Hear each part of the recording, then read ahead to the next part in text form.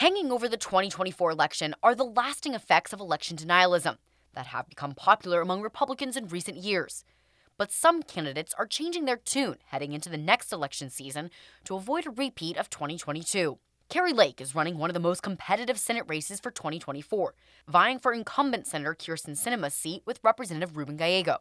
At the time of her 2022 campaign, Lake parroted several debunked claims by the former president that the 2020 election was stolen.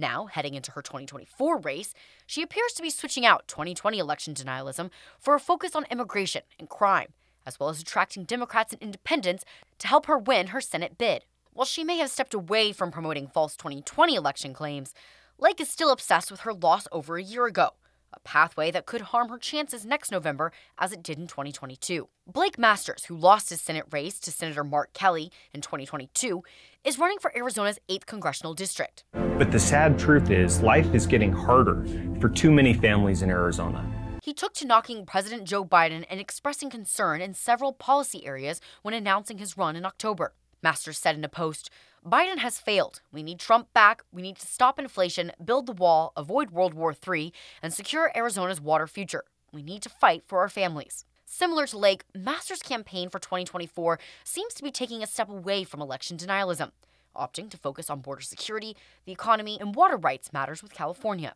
His website does not mention the 2020 election being stolen, but does say that people are sick of the, quote, chaos and weaponization of justice. It is possible this step away from election fraud claims came at a price, as Masters will be without one thing in his House race, an endorsement from Trump. The former president endorsed Abe Hamadeh, an avid election denier, in the 8th congressional district race despite supporting Masters in 2022.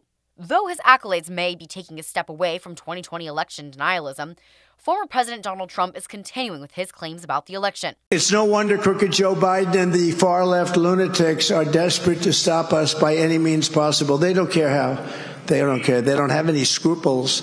They're weaponizing law enforcement for high-level election interference because we're beating them so badly in the polls. He has toned down his calls regarding election fraud since he was hit with several legal cases at the federal and state level, but he continues to mention election denialism whenever he can. This whole case is the fraud. It's election interference. It's keeping me here instead of Iowa and New Hampshire. While recently avoiding directly claiming the election was stolen, the former president has shared posts or articles on Truth Social that discuss the 2020 election. A recent post on December 9th promoted a story from The Spectator that highlighted instances of elaborate fraud in Pennsylvania, a state Biden won in 2020 and Trump won in 2016.